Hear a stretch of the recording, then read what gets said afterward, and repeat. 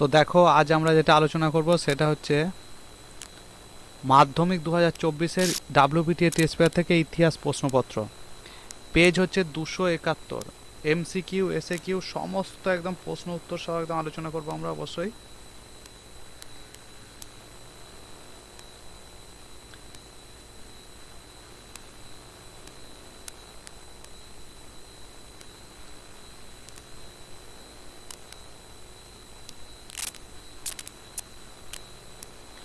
তো দেখো page number 271, MCQ SAQ আছে তোমাদের যত একদম সত্য মিথ্যা মানে ঠিক ভুল যেগুলো রয়েছে বিবৃতি সমস্ত একদম আলোচনা করব ডাব্লিউবিটিএ টেস্ট পেপার থেকে। অবশ্যই তোমরা ভিডিওটা প্রথম থেকে শেষ পর্যন্ত দেখো, তোমাদের জন্য প্রচণ্ডই গুরুত্বপূর্ণ হবে। দেখো এই প্রশ্নটাই প্রথম যে রয়েছে প্রশ্নপত্র, সেই প্রশ্নপত্র থেকে আমি তোমাদেরকে প্রথম এমসিকিউগুলো সমস্ত উত্তর সহ বলবো। তারপর তার যে রয়েছে যেগুলো তোমাদের রয়েছে 1 নম্বরের প্রশ্ন, তারপরে ঠিক ভুল ব্যাখ্যা সমস্ত বলবো, এবং শেষে তোমাদের অবশ্যই প্রশ্নমান 2 যেটা সব থেকে গুরুত্বপূর্ণ বিষয়, সেটা হচ্ছে তোমাদের প্রশ্নমান 2। এই প্রশ্নমান 2 একদম প্রশ্ন উত্তর সহ আলোচনা করব। তো ভিডিওটা দেখো, আর তোমাদের গুরুত্বপূর্ণ বলেছে অবশ্যই বন্ধুদের মধ্যে শেয়ার করে দিও, কারণ আমাদের লক্ষ্য হচ্ছে সবাই যেন ভিডিওটা থেকে উপকৃত হয়। দেখো প্রথম এমসিকিউ, দেখো এই এমসিকিউর উত্তর বইয়ে দেওয়া রয়েছে, অতএব এগুলো আমি তাড়াতাড়ি শুধু তোমাদেরকে বলবো। দেখো ভারতের নাট্যশাস্ত্র গ্রন্থটি ইতিহাসের অন্তর্গত হবে, এটা কোন ইতিহাস হবে? শিল্প চর্চার ইতিহাসের। তারপর দেখো সরকারি নথিপত্র যেখানে সংগৃহীত হয় সেটা হচ্ছে কি মহাফেজ খানায়। তারপর দেখো 19 শতকে বাংলায় নারী শিক্ষা বিষয়টির কেন্দ্রীয় আলোচ্য বিষয় হচ্ছে কি বামাবধিনী পত্রিকার। আর এখানে দেখো ভারতবর্ষীয় ব্রহ্ম সমাজ প্রতিষ্ঠা করে কে? কেশবচন্দ্র সেন। তারপর দেখো 19বিংশ শতাব্দীর বাংলার নবজাগরণকে এলিটিস্ট আন্দোলন বলে অভিহিত করেছেন কে? অনিল শীল। তারপর দেখো ভারতের বন বিভাগের সূচনা হয় কবে? 1864 খ্রিস্টাব্দে। নীল বিদ্রোহকে সমর্থন করেছিল কে? দেখো অবশ্যই হিন্দু পেট্রিয়ট পত্রিকা। তারপর দেখো গোবিন্দ ধন্দুপান্ত নামে পরিচিত হচ্ছে কে? নানা সাহেব। তো উত্তর আমাদের কিন্তু নানা সাহেব হয়ে গেল। তারপর দেখো জমিদার সভার প্রথম সম্পাদক, উত্তর হচ্ছে প্রসন্ন কুমার ঠাকুর। এই দেখো প্রত্যেকটা এই এমসিকিউগুলো তোমাদের রয়েছে। অনেকজন তোমরা কমেন্টে লিখবে যে স্যার এই উত্তর তো দেওয়া রয়েছে, তাও কেন আপনি বলছেন? তো এই উত্তরটা কেন বলছি, দেখো তোমাদের কারো কাছে এবিটিএ আর কারো কাছে রয়েছে ডাব্লিউবিটিএ। তো তোমরা যারা এবিটিএ কেনোনি তোমরা ডাব্লিউবিটিএর এই এমসিকিউগুলো দেখে নাও, তাহলে তোমাদের হয়ে যাবে। আর তোমরা যারা ডাব্লিউবিটিএ কেনোনি তোমরা দেখে নিও ডাব্লিউবিটিএর, সেই জন্য তোমাদেরকে এগুলো বলছি। কারণ সবাই তো এরম দুটো দুটো টেস্ট পেপার কেনে না, তাই যারা কেনোনি তোমার তাদের জন্য কিন্তু আমি এগুলো বলে দিচ্ছি অবশ্যই। দেখো এরপরের যে এমসিকিউগুলো সেগুলো আমরা উত্তরসহ দেখে নিই। দেখো বর্তমান ভারত গ্রন্থের আকারে প্রকাশিত হবে 1905 খ্রিস্টাব্দে। প্রতাপাদিত্য যে চরিত্র গ্রন্থটি রচনা করেন কে? রামরাম বসু। তাও দেখো বেঙ্গল কেমিক্যালের প্রতিষ্ঠাতা হচ্ছে প্রফুল্লচন্দ্র রায়। অসহযোগ আন্দোলনে বিহারের কৃষক আন্দোলনের নেতৃত্বদানকে স্বামী বিদ্যানন্দ। মাদ্রাজ লেবার ইউনিয়ন গঠন করে কে? বিপি ওয়াদিয়া। ভারতে প্রকাশিত প্রথম কমিউনিস্ট পত্রিকাটি হলো কি? The socialist. আর এখানের মধ্যে তোমাদের কোনো উত্তর যদি মনে হয় যে ভুল আছে তো তোমরা কমেন্টে অবশ্যই লিখবে এবং সঠিক উত্তরটা লিখবে যে কোনটা সঠিক উত্তর। তো অবশ্যই তোমাদেরকে আমি দেখে বলে দেবো যে কোনটা সঠিক এবং কোনটা ভুল। দেখো জয়শ্রী পত্রিকা প্রকাশ করেন কে? লীলানাগ রায়। তারপর দেখো বঙ্গভঙ্গ বিরোধী আন্দোলনকালে স্বনিয়োজিত প্রচারক ছিল কে? ছাত্ররা কিন্তু ছিল। আর এখানে দেখো ভাইকম সত্যাগ্রহ সংগঠিত ছিল, তাহলে ভাইকম সত্যাগ্রহ সংগঠিত হয় কবে বা কোথায়? এখানে হয়েছিল কোথায়? কেরালায় কিন্তু হয়েছে। দেখো দেশভাগের সময় হায়দ্রাবাদের শাসক ছিলেন হচ্ছে কে? নিজাম। তারপর দেখো ভাষা কমিশন হয়েছে কবে? 1955। তাহলে ভাষা কমিশন হয়েছে 1950। দেখো তোমাদের কিন্তু এমসিকিউ 20টা ছিল, এমসিকিউ 20টা হয়ে গেল। এবার তোমাদের 1 নম্বরের প্রশ্ন উত্তর আছে, সেগুলো অবশ্যই তোমাদের সঙ্গে আলোচনা করব। তো ভিডিওটা তোমরা যারা এত দূর চলে এসছো অবশ্যই একটা লাইক করে দিও, বন্ধুদের মধ্যে শেয়ার করে দিও, আর চ্যানেল যদি নতুন হয় চ্যানেলটা সাবস্ক্রাইব করে নিও, কারণ এই চ্যানেলের মাধ্যমে এরকম ভিডিও তোমরা কিন্তু পেতেই থাকবে। আর এর আগে তোমাদেরকে সাজেশান দিয়েছি এবং ভূগোল বিষয়ে অনেক পড়িয়েছি, সেগুলো তোমরা অবশ্যই দেখে নিও। দেখো দেখো এই উত্তরগুলো তোমরা যারা পারবে তোমরা অবশ্যই কিন্তু কমেন্টে লিখবে। দেখো প্রথম উত্তরাখণ্ডে, এটা খ হবে। তো উত্তরাখণ্ডে পরিবেশ সংক্রান্ত আন্দোলনের নাম কি? বলো উত্তর। তোমরা যারা জানো অবশ্যই বলবে। দেখো উত্তরটা দেখে নিই। উত্তর হচ্ছে কি চিপকো আন্দোলন। তারপর দেখো সোমপ্রকাশ পত্রিকা প্রথম কবে প্রকাশিত হয়? উত্তর হচ্ছে 1858-তে। তাহলে দেখো আমরা বুঝে গেলাম। আর এইগুলো তোমরা যারা পারবে অবশ্যই তোমরা কমেন্টে লিখবে। দেখবো তারপরের প্রশ্ন উত্তর। দেখো নবজাগরণের সূচনা হয় কোথায়? তাহলে কোথায় সূচনা হয়েছে? তোমরা যারা পারবে অবশ্যই কমেন্টে লিখবে। দেখো উত্তরটা দেখবো। উত্তরটা হচ্ছে কি ইতালিতে হয়েছে। নীল বিদ্রোহের একজন নেতার নাম লেখো। তাহলে নীল বিদ্রোহের একজন নেতা, দেখে নিই উত্তরটা। দেখো উত্তর হচ্ছে কি দিগম্বর বিশ্বাস। তাহলে দেখো এই ছিল তোমাদের, যেটা এক কথায় উত্তর লিখতে হয়। তো এই চারটে কিন্তু তোমাদের সঙ্গে আলোচনা করা হয়ে গেল। এইবার তোমাদের রয়েছে কি অবশ্যই ঠিক ভুল, তো সেগুলো দেখব। দেখো রাজা রাধাকান্ত দেব বিধবা বিবাহকে সমর্থন করেছিলেন, এটা ঠিক না ভুল? তো দেখব উত্তরটা। দেখো উত্তরটা হচ্ছে কি অবশ্যই উত্তরটা হচ্ছে ভুল। তারপর দেখো শিক্ষিত বাঙালিরা মহাবিদ্রোহকে সমর্থন করেছিলেন, ঠিক না ভুল? উত্তরটা দেখে নেই। দেখো উত্তর হচ্ছে ঠিক। তারপর হচ্ছে ভারত মাতা চিত্রের ভারত মাতার উপরের বাম হাতে, যে বাম হাতে রয়েছে কি মালা রয়েছে, এটা ঠিক না ভুল? দেখো এটা উত্তরটা হচ্ছে কি ভুল। তারপর হচ্ছে গান্ধীজি অস্পৃশ্যতার বিরোধী ছিলেন, এটা ঠিক না ভুল? উত্তর হচ্ছে ঠিক। তাহলে দেখো প্রথম আমরা কি দেখলাম? প্রথম দেখলাম আমরা ভুল, তারপর ঠিক, তারপর ভুল, তারপর আবার ঠিক। তাই এই চারটে উত্তর কিন্তু আমাদের দেখা হয়ে গেল ঠিক ভুল।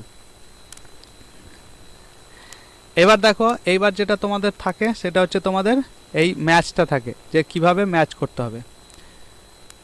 তো দেখো প্রথম তারকনাথ পালিত কি করেছে?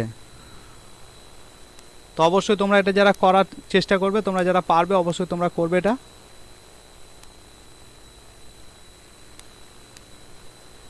তো তারকনাথ পালিত প্রথম কি করেছে? দেখো বেঙ্গল টেকনিক্যাল ইনস্টিটিউট করেছে। তারপর দেখো মদন মোহন তর্কালঙ্কার কি কিসের সঙ্গে ছিল? অবশ্যই দেখো শিশু শিক্ষার সঙ্গে ছিল। আর সুরেন্দ্রনাথ বন্দ্যোপাধ্যায় 3-3, তাহলে সুরেন্দ্রনাথ বন্দ্যোপাধ্যায় অবশ্যই 2 ইন্ডিয়ান অ্যাসোসিয়েশন। আর আমাদের হয়েছে কি বি আর আম্বেদকর দলিত আন্দোলন। তাহলে দেখো দলিত আন্দোলন হয়ে গেল। তাহলে তারকনাথ পালিত হচ্ছে আমাদের বেঙ্গল টেকনিক্যাল ইনস্টিটিউট, মদন মোহন তর্কালঙ্কার হচ্ছে শিশু শিক্ষা, আর সুরেন্দ্রনাথ বন্দ্যোপাধ্যায় হচ্ছে ইন্ডিয়ান অ্যাসোসিয়েশন, আর বি আর আম্বেদকর হচ্ছে দলিত আন্দোলন। দেখো তোমাদের এইটা কিন্তু হয়ে গেল। এরপর অবশ্যই তোমাদের থাকছে কি মানচিত্র, সেটা একটু দেখে নিই। দেখো দেখো এখানে তোমাদের রয়েছে উপবিভাগ মানচিত্রে যে নামগুলো চিহ্নিত করতে হয়েছে সেটা হচ্ছে চুয়ার বিদ্রোহের এলাকা, নীল বিদ্রোহের একটি কেন্দ্র, পুনর্গঠিত রাজ্য মহারাষ্ট্র, মহাবিদ্রোহের অন্যতম কেন্দ্র হচ্ছে দিল্লি। তো অবশ্যই এগুলো তোমাদের সমস্তটাই দেখিয়ে দেবো যখন এগুলো আমি 5টা সেট একদম পুরো শুধু এই জন্য একটা ভিডিও তৈরি করব, শুধু এই তোমাদের মানচিত্র, যে ভারতবর্ষের রেখা মানচিত্রের জন্য। কারণ এইভাবে সবগুলো এক জায়গায় যখন তোমরা পাবে তখন তোমাদের অনেক সুবিধা হবে বুঝতে। দেখো 5 নম্বর হচ্ছে কি, যে 1934 সালে কংগ্রেস সমাজতন্ত্রী দল প্রতিষ্ঠিত হয়, এটা হচ্ছে ব্যাখ্যা 2-টা ঠিক। কৃষক ও শ্রমিকদের সংঘবদ্ধ করে ব্রিটিশ বিরোধী আন্দোলন শক্তিশালী করা। আর তারা দেখো এটা বিবৃতি জাতীয় কংগ্রেস শ্রমিক আন্দোলনে ততটা গুরুত্ব দেয়নি, এটা হচ্ছে কংগ্রেস কাজে শ্রমিক স্বার্থ অপেক্ষা শ্রেণী সমূহের স্বার্থ অধিক গুরুত্বপূর্ণ ছিল, এটা উত্তর ঠিক। দেখবো তার পরেরগুলো। তোমরা যারা চলে এসছো অবশ্যই ভিডিওটা একটা লাইক করে দিও, বন্ধুদের মধ্যে শেয়ার করে দিও, চ্যানেল যদি নতুন হও চ্যানেলটা সাবস্ক্রাইব করে নিও।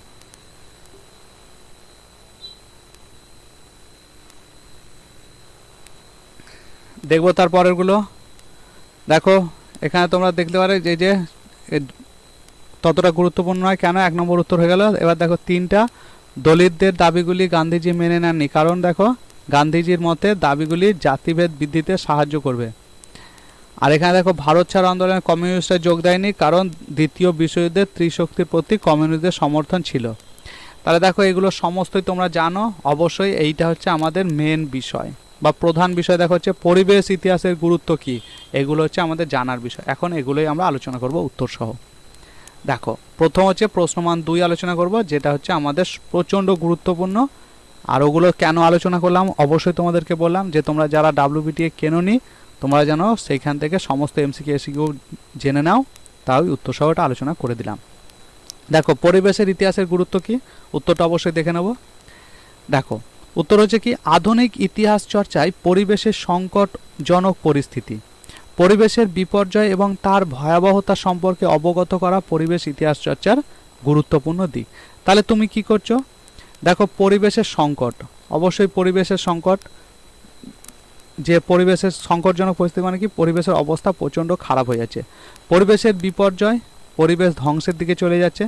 আর দেখো অবশ্যই এর ভয়াবহতা, এর ফলে কি হবে, তা দেখো পরিবেশের মধ্যে বিপদ আসলো, এতটুকু ঘটনা, পরিবেশের মধ্যে বিপদ এতটুকু ঘটনা, এবার পরিবেশের ভয়াবহতা এটা আরও বেড়ে গেল।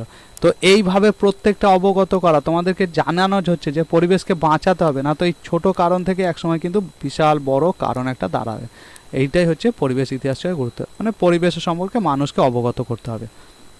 তো এইটুকু বিষয় তোমরা লিখবে, অবশ্যই তোমরা পারবে। দেখো তারপরের প্রশ্ন উত্তর, ইন্টারনেটের ব্যবহারের দুটি অসুবিধা। দেখো তোমরা সবাই ইন্টারনেট এখন ব্যবহার করছো, কিন্তু ইন্টারনেটের দুটি অসুবিধা কি তোমরা সবাই জানো। দেখো আমি এই দুটো লিখেছি, তোমরা অন্যও লিখতে পারো, কোনো অসুবিধা নেই। দেখবো উত্তরটা। দেখো উত্তরটা হচ্ছে নির্ভরযোগ্যতার অভাব। নির্ভরযোগ্যতার অভাব মানে কি, ধরো তুমি এখানে লিখলে যে আমি ইতিহাস পড়ব, মাধ্যমিকের ইতিহাস বই, তুমি দেখলে লিখলে মাধ্যমিক, তুমি এবার দেখলে মাধ্যমিকের 6টা বই চলে এসেছে, তো এবার কোনটা ঠিক তুমি কি করে বুঝবে। তো এখানে কিন্তু অবশ্যই তুমি নির্ভরযোগ্যতা। আর পরস্পর বিরোধী তথ্য, দেখো এ বলছে অন্য একটা জিনিস, এ বলছে অন্য একটা জিনিস, তা এরা পরস্পর যদি বিরোধী হয়ে যায় তাহলে তুমি কোনটা নেবে, এগুলো কিন্তু অবশ্যই ইন্টারনেটের অসুবিধা।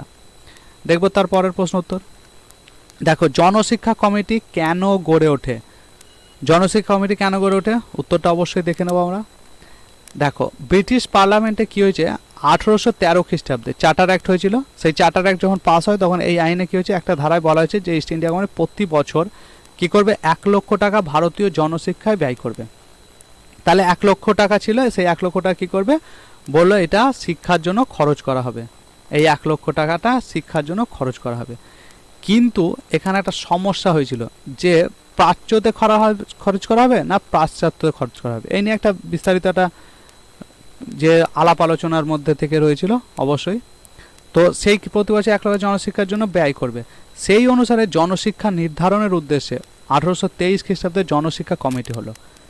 তো এই নিয়ে মতবিরোধ ছিল যে কিসে খরচ করব, প্রাচ্যতে খরচ করব না পাশ্চাত্যতে খরচ করব। তো এই হচ্ছে একটা বিরোধী ব্যাপার ছিল, কিন্তু তোমাদের শুধু লিখতে হবে যে 1813-তে যে প্রতি বছর যে 1 লক্ষ টাকা দেওয়া হয়েছিল সেটা কিভাবে ব্যয় করবে, তার জন্য তৈরি করা হয়েছে কি আমাদের এই জনশিক্ষা কমিটি। এইটুকুই তোমাদেরকে লিখতে হবে।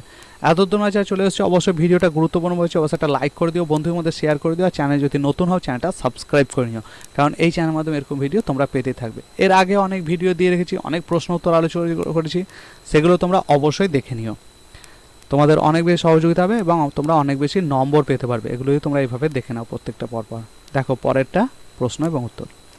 দেখো মধুসূদন গুপ্ত সরলীকরণ প্রচণ্ড গুরুত্বপূর্ণ কিন্তু প্রশ্ন।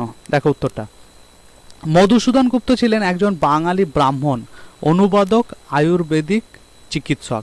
তিনি কুসংস্কারের বিরোধিতা করে 1836 কবে করেছে, 1836 করেছে। কলকাতা মেডিকেল কলেজে ভারতের প্রথম মানব ব্যবচ্ছেদ করার কৃতিত্ব অর্জন করেছিল। তাহলে বুঝতে পারলে মধুসূদন গুপ্ত কেন স্মরণীয়, তিনি প্রথম মানব ব্যবচ্ছেদ করার কিন্তু কৃতিত্ব অর্জন করেছিল। এইটাই হচ্ছে, এইটুখানি লিখতে হবে তোমাকে। তো অবশ্যই তুমি এটা 2-3 বার করে পড়বে, বারবার পড়বে, অবশ্যই লিখতে পারবে। দেখবো তারপরের প্রশ্ন উত্তর। এটা দেখো, চুয়ার বিদ্রোহকে চুয়ার বিপ্লব বললে কেন ভুল বলা হবে। দেখো এটা আমরা উত্তরটা দেখিনি, এটা প্রচণ্ড গুরুত্বপূর্ণ, একটু বুঝবে তাহলেই তোমরা পারবে। দেখো কোনো দেশের বা কোনো স্থানের কিছু সমস্যা বা দাবি দেওয়া আদায়ের জন্য যে আন্দোলন তাকে বিদ্রোহ বলা হয়। তাহলে কোনো দেশের, ধরো এটা একটা দেশ, এই দেশের সমস্যা আছে, সেই সমস্যা তুমি যদি আদায় করতে চাও বা সেই সমস্যার জন্য তুমি যদি সেই দাবি আদায় করতে চাও, সেটাকে আমরা বলবো কি আন্দোলন। আর কোনো দেশের সামাজিক, রাজনৈতিক, অর্থনৈতিক ক্ষেত্রে যদি আমূল পরিবর্তনকে বলা হবে বিপ্লব। ধরো রাজনীতিতে একটা বিরাট বড় পরিবর্তন এসছে, রাজনৈতিক পরিবর্তন বা অর্থনৈতিক পরিবর্তন যদি আসে, সেটাকে আমরা বলবো কি বিপ্লব। তাহলে বুঝতে পারলে সমস্যা যদি তোমাদের হয়, সমস্যাকে নিয়ে যদি বলা হয় সেটা হবে বিদ্রোহ, আর যদি একটা আমূল পরিবর্তন হয় সেটাকে বলা হয় বিপ্লব। দেখো চুয়ার বিদ্রোহ কোথায় ছিল? আমাদের মেদিনীপুর, বাঁকুড়া, পুরুলিয়ার মধ্যে হয়েছিল। তাই এই একে বিদ্রোহ বলা যাবে না, একে বিপ্লব বললে কি হবে? তাহলে দেখো একে বিপ্লব কেন বলবো না? কারণ বিপ্লব হচ্ছে আমূল পরিবর্তন। এটা কি সারা ভারতে হয়েছিল? না, সারা ভারতে হয়নি, কিছু জায়গার মধ্যে হয়েছিল। তো অবশ্যই এটাকে আমরা কি বলবো? তার জন্য এটাকে বলবো বিদ্রোহ বলবো, বিপ্লব বলবো না। কারণ বিপ্লব বললে কি হবে? ভুল হয়ে যাবে। দেখো তারপরে তারিক-ই-মোহাম্মদিয়া। তো তারিক-ই-মোহাম্মদিয়া বলতে কি বোঝো? দেখো উত্তর, তারিক-ই-মোহাম্মদিয়া শব্দের অর্থ হচ্ছে মহানবী মোহাম্মদ প্রদর্শিত পথ। তাহলে দেখো মোহাম্মদ প্রদর্শিত যে পথ সেইটা হচ্ছে তারিক-ই-মোহাম্মদিয়া। ইসলাম ধর্মকে শুদ্ধিকরণের জন্য মোহাম্মদ আব্দুল ওয়াহাব, এই যে আব্দুল ওয়াহাব নামক একজন কি ধর্মপ্রাণ ব্যক্তি যে আন্দোলন শুরু করেন তা ওয়াহাবি আন্দোলন নামে পরিচিত। তাহলে আব্দুল ওয়াহাব যেহেতু এই আন্দোলনটা শুরু করেছিল, তাই ওর নাম অনুসারে এটা হয়েছে কি? ওয়াহাবি আন্দোলন। বুঝতে পারলে? যেমন ধরো বল্লভভাই প্যাটেল বারদৌলির সত্যাগ্রহ করেছিল, সর্দার উপাধি দিয়েছিল। তো সেরকম কি করছে, এই যে আব্দুল ওয়াহাব উনি করেছিল বলে ওনার জন্য এটা কি ওয়াহাবি আন্দোলন হয়েছিল। আর এই আন্দোলনের প্রকৃত নাম তারিকা-ই-মোহাম্মদিয়া। বুঝতে পারলে অবশ্যই কেন হয়েছিল, কি জন্য হলো, প্রত্যেকটাই বলে দিলাম। দেখবো তার পরের প্রশ্ন উত্তর।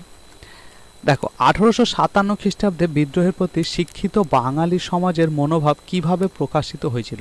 প্রচণ্ড গুরুত্বপূর্ণ প্রশ্ন, এবং এই প্রশ্ন তোমরা দেখবে বড় প্রশ্নের সঙ্গেও কিন্তু জুড়ে দেওয়া থাকবে ছোট করে। দেখো কিছু রাজ্যচ্যুত সামন্ত রাজা, ভূমিচ্যুত জমিদার ও তালুকদার ছাড়া সমাজের উচ্চবিত্ত, ইংরাজি শিক্ষিত, মধ্যবিত্ত শ্রেণীর মানুষ 1857 খ্রিস্টাব্দে এই বিদ্রোহকে সমর্থন করেননি। তাহলে এই যে সামন্ত রাজা, জমিদার, তালুকদার ছাড়া সমাজে উচ্চবিত্ত, ইংরাজি শিক্ষিত, মধ্যবিত্ত মানুষ কি করেছিল? এই বিদ্রোহকে সমর্থন করেননি। বণিক শ্রেণীও বিদ্রোহের বিপক্ষ ছিল। শ্রেণীগত স্বার্থে তারা বিদ্রোহ থেকে নিজেদেরকে গুটিয়ে নিয়েছিল। এই হয়ে গেল বিষয়। দেখো তা আমরা অবশ্যই এটা আলোচনা করে ফেললাম 1857 বিদ্রোহের যে শিক্ষিত বাঙালি সমাজের মনোভাব। এবার দেখো পরেরটা, 8 নম্বর, ভারতের জাতীয়তাবাদ বিকাশে গোরা উপন্যাসের অবদান। তাহলে ভারতের জাতীয়তাবাদে গোরা উপন্যাসের কি অবদান ছিল সেটাই আমরা দেখব উত্তরটা। দেখো রবীন্দ্রনাথ ঠাকুর গোরা উপন্যাসের মধ্য দিয়ে জাতীয় চেতনায় অখণ্ডতা বোধ, দেশপ্রেম জাগ্রত করা, ধর্ম ও সাম্প্রদায়িক সম্প্রীতির বার্তা দিয়েছেন, যা দেশে ও জাতীয়তাবোধকে জাগ্রত করতে সহায়ক হয়েছিল। তাহলে কে করেছিল গোরা উপন্যাস? দেখো আমরা বুঝতে পারলাম যে রবীন্দ্রনাথ ঠাকুরের কিন্তু গোরা উপন্যাস। আর এটার জন্য কি হয়েছিল? জাতীয়তাবোধকে কিন্তু অবশ্যই জাগ্রত করতে হয়েছিল। তো এই হচ্ছে বিষয়। দেখো তারপরে জাতীয় শিক্ষা পরিষদের ব্যর্থতার কারণগুলি কি ছিল? উত্তরটা আমরা দেখব অবশ্যই। দেখো উত্তর হচ্ছে 1 নম্বর কি? জাতীয় শিক্ষা পরিষদ বেসরকারি প্রতিষ্ঠান হওয়ার কারণে অর্থ সংকটের সম্মুখীন হয়। তারপর দেখো প্রথম দিকে অনেক শিক্ষক এগিয়ে এলেও বেতনের স্বল্পতার কারণে অনেক শিক্ষকের প্রতিষ্ঠান ত্যাগ করেন। সেই জন্য যেহেতু টাকা কম দিচ্ছে, মাইনে কম দিচ্ছে, তাই কি করলো? অনেকজন শিক্ষা প্রতিষ্ঠান ত্যাগ করে দিল। 3 নম্বর কি হচ্ছে? চাকরির বাজারে এই প্রতিষ্ঠানের প্রত ডিগ্রি সার্টিফিকেট ছিল গুরুত্বহীন। তাহলে ওখানে যে সার্টিফিকেট দেওয়া হতো সেটা ছিল গুরুত্বহীন। এই কারণে এই কলেজের ছাত্র সংখ্যা বৃদ্ধি পায়নি। আর দেখো তৎকালীন চরমপন্থী নেতারা এই পরিষদকে স্বীকৃতিও দেয়নি। তাহলে এই ছিল এতগুলো কারণ। তোমরা কি করবে? দুটো কারণ লিখবে। এত কারণ লেখার দরকার নেই, তোমরা দুটো কারণ লিখবে, 2 নম্বর পেয়ে যাবে। ভিডিওটা গুরুত্বপূর্ণ বলছে, অবশ্যই একটা লাইক করে দিও, বন্ধুদের মধ্যে শেয়ার করে দিও। চ্যানেল যদি নতুন হও চ্যানেলটা সাবস্ক্রাইব করে নিও, কারণ এই চ্যানেলের মাধ্যমে এরকম ভিডিও তোমরা কিন্তু পেতেই থাকবে। দেখবো তার পরের প্রশ্ন এবং উত্তর। দেখো রবীন্দ্রনাথ ঠাকুরের শিক্ষা ভাবনা কি ছিল? তাহলে দেখো উত্তরটা আমরা দেখিনি। রবীন্দ্রনাথের শিক্ষা ভাবনা ছিল অনন্য। ঔপনিবেশিক প্রেক্ষাপটে তিনি মনে করতেন ভারতের ব্রিটিশ রাজ্যের শিক্ষা ব্যবস্থা চালু করেছিল। তার মূল উদ্দেশ্য ছিল আজ্ঞাবহ কেরানি কুল তৈরি করা। কিন্তু আমাদের সমাজের জন্য তখন প্রয়োজন ছিল মানবিক শিক্ষার, আমাদের নিজস্ব সংস্কৃতি ও ঐতিহ্যকে ধারণ করার মতো শিক্ষা। তাহলে দেখো রবীন্দ্রনাথের শিক্ষা ভাবনা কি বলছে? রবীন্দ্রনাথ শিক্ষার ভাবনা ছিল অনন্য। তিনি কি চেয়েছিল, যে এখানে আমরা চাকরির জন্য চাকর, এই যে কেরানি মানে কি চাকর তৈরি করব না, আমরা তৈরি করব কি, আমরা তৈরি করব নিজস্ব সংস্কৃতি, আমরা ঐতিহ্যকে ধরে রাখবো, আমরা আমাদের মানবিকতাকে ধরে রাখবো। এইটাই ছিল রবীন্দ্রনাথের শিক্ষা। প্রচণ্ড গুরুত্বপূর্ণ প্রশ্ন, এবং এইটাই দেখবে তোমাদের কিন্তু বড় প্রশ্নতে আসবে। তারপর দেখো, বারদৌলির সত্যাগ্রহ বলতে কি বোঝো, দেখবো উত্তরটা। দেখো, 1928 সালে গুজরাটের বারদৌলি তালুকে যে সত্যাগ্রহ আয়োজন হয়েছিল, তাহলে কোথায় হয়েছিল, গুজরাটে হয়েছিল। কবে হয়েছিল, 1928-এ হয়েছিল। তাকে আমরা বলবো কি, বারদৌলির সত্যাগ্রহ। এটি ভারতের স্বাধীনতার গুরুত্বপূর্ণ একটা অংশ। সত্যাগ্রহটির নেতৃত্ব দিয়েছে সর্দার বল্লভভাই প্যাটেল। তোমরা কি বলবে, গুজরাটে হয়েছিল, 1928-এ হয়েছিল, আর কে নেতৃত্ব দিয়েছিল, সর্দার বল্লভভাই প্যাটেল। এইটুকুই লিখলে পুরো 2 নম্বর পাবে। আর এটুকু আমি তোমাদেরকে বেশি ইনফরমেশন দিয়ে রাখছি, কারণ তোমরা সহজেই লিখতে পারবে। আর সত্যাগ্রহটি সফল হওয়াতে তিনি স্বাধীনতা আন্দোলনের একজন প্রধান নেতা হিসেবে গণ্য হন। এগুলো না লিখলেও হবে। দেখো তারপরে, ওয়ার্কস অ্যান্ড পেজেন্ট পার্টি কেন গঠিত হয়েছিল, দেখবো উত্তরটা। দেখো, শ্রমিকদের কাজের সময়সীমা কমানো, তাহলে প্রথম হচ্ছে কি, কাজের সময়সীমা কমানো। জমিদারি প্রথার অবসান ঘটানো, দুটো কারণ পেলাম। শ্রমিকদের সর্বনিম্ন মজুরি নির্ধারণ, 3টে পেলাম। এই 3টেই তোমরা যদি লেখো তাহলেই তোমরা দেখবে বুঝে যাবে যে কেন গঠিত হয়েছিল। তাহলে কাজের সময়সীমা কমালাম, জমিদারি প্রথার অবসান করলাম, আর কি সর্বনিম্ন মজুরি নির্ধারণ। আর এগুলো তোমরা না লিখলেও হবে। দেখো তারপরে, প্রীতিলতা ওয়াদ্দেদার বিখ্যাত কেন, প্রচণ্ড গুরুত্বপূর্ণ প্রশ্ন, অবশ্যই দেখবো এর উত্তরটা। আর তোমরা যারা এতদূর চলে এসেছো অবশ্যই ভিডিওটা একটা লাইক করে দিও। দেখো এর উত্তরটা। দীপালি সংঘের অন্যতম সদস্যা বাংলার বিপ্লবী নারী ছিলেন প্রীতিলতা ওয়াদ্দেদার। তিনি চট্টগ্রাম অস্ত্রাগার লুণ্ঠনের নায়ক মাস্টারদা সূর্য সেনের সহকারিণী ছিলেন। তার নেতৃত্বে একদল বিপ্লবী চট্টগ্রামের পাহাড়তলী ইউরোপিয়ান ক্লাব আক্রমণ করে সফল হলেও তিনি বিষ খেয়ে প্রাণ ত্যাগ করে শহীদ হন। তাহলে বুঝতে পারলে প্রীতিলতা ওয়াদ্দেদার কে কে, তাহলে অবশ্যই মাস্টারদা সূর্য সেন। ইউরোপিয়ান পাহাড়তলী, সেখানে কি বললো, আক্রমণ করতে বলল। আক্রমণ সফল হয়েছিল, কিন্তু তাও প্রীতিলতা ওয়াদ্দেদার কী করেছিল, বিষ খেয়ে মৃত্যুবরণ করতে হয়েছিল। এইটুখানি জিনিস দেখবো। তার পরের প্রশ্ন উত্তর।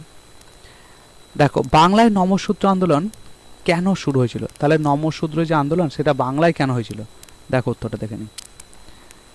পূর্ব বাংলার খুলনা, যশোহর, ফরিদপুর, এই তোমরা নাম লিখলে, খুলনা, যশোহর প্রভৃতি যে কৃষিজীবী সম্প্রদায় নমশূদ্র নামে তো এরা পরিচিত।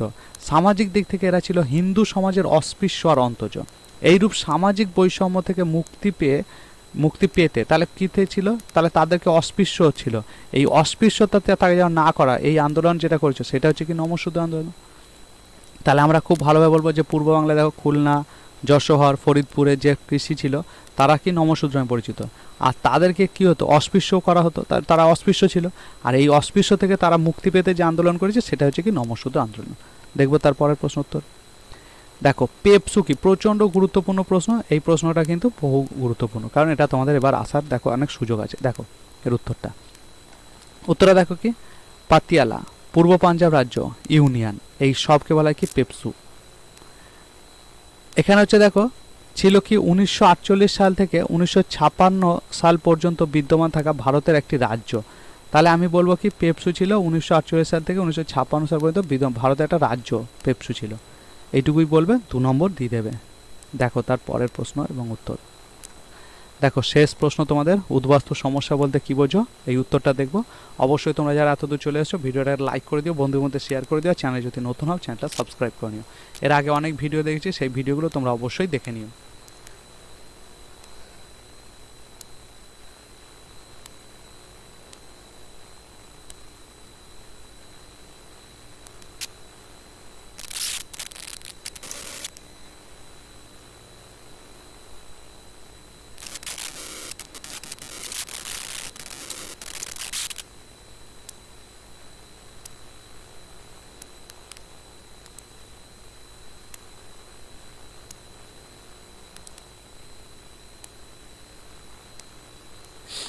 দেখো এই যে উত্তরটা দেখে নিই, শেষ উত্তরটা।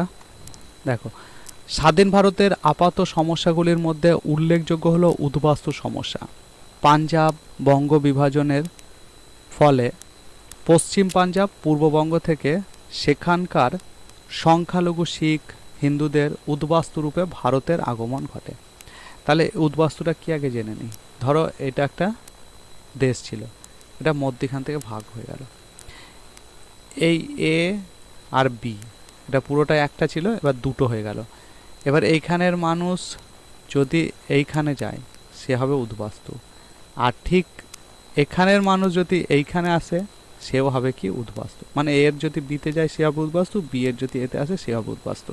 তাহলে দেখো দুটো ভাগ হয়ে গেল। এবার কি হলো, পাঞ্জাব পূর্ববঙ্গ হয়ে গেল এবং সেখানে সংখ্যালঘু শিখ আর হিন্দুদের উদ্বাস্তু রূপে ভারতের আগমন ঘটে। এই সমস্ত ছিন্নমূল শরণার্থীরাই উদ্বাস্তু নামে পরিচিত ছিল। এর ফলে কি হয়েছে, দেখো উদ্বাস্তু বাসস্থান, খাদ্য সমস্যার সমাধান এবং তাদের পুনর্বাসনের সমস্যা সমাধানের প্রয়োজন দেখা যায়। এই সমস্যায় ভারতের কাছে ছিল এক বড় চ্যালেঞ্জ। তাহলে উদ্বাস্তু সমস্যা মানে কি বুঝতে পারলে, যখন এরকম ভাগ হয়ে যাবে তখনই কী হবে, এখানে কিছু লোক এখানে থাকবে আর এখানে লোক কিছু এখানে থাকবে, তারা কী হবে উদ্বাস্তু হবে। আর এদেরকেই যে খাইয়ে দাইয়ে রাখতে হবে, তাদের বাসস্থান থাকে না, তাদের খাবার থাকে না, এগুলো একটা বিরাট বড় সমস্যা তখন ভারতের কাছেও ছিল। তো দেখো এখানে আমাদের সমস্ত আলোচনা করা হয়ে গেল। তো ভিডিওটা কেমন লাগলো অবশ্যই তোমরা কমেন্টে লিখবে, আর তোমাদের কি কি সাজেশান দরকার সেগুলোও তোমরা লিখবে।